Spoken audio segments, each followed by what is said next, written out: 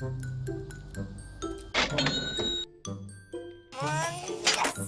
Hey, it worked. Alright.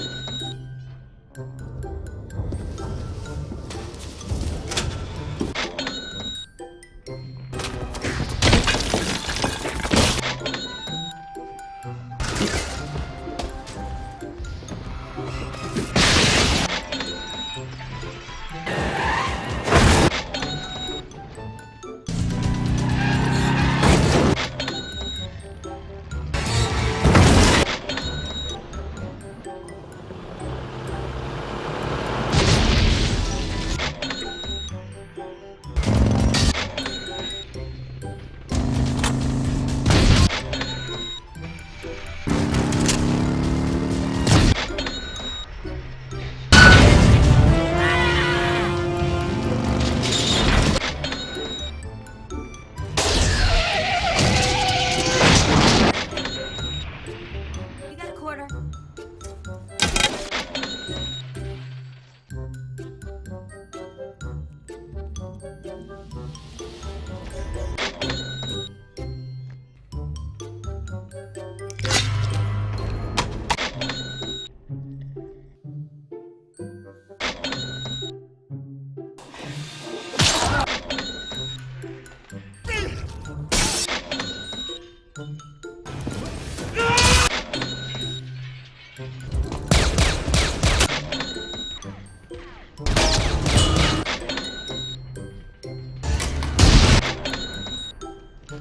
Out of the car!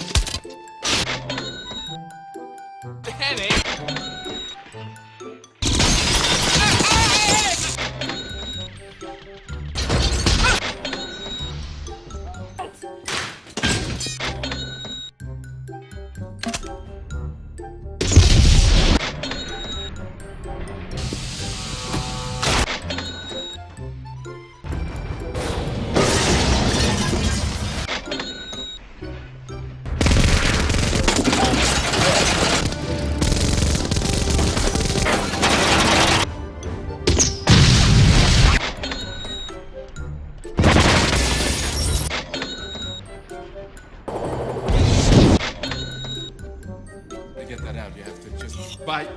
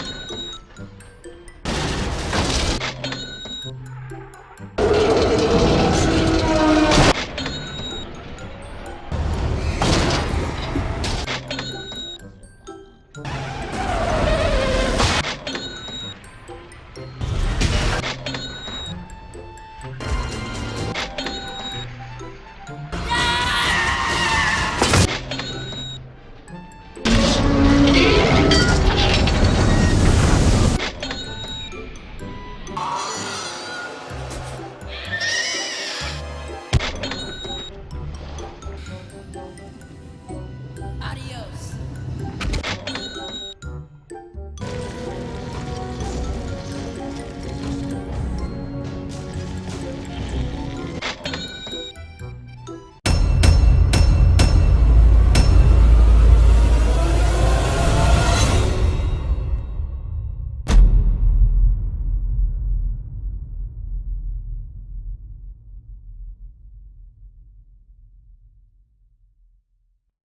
Look, the true cost of a Terminator, if you really reason it out, is likely zero.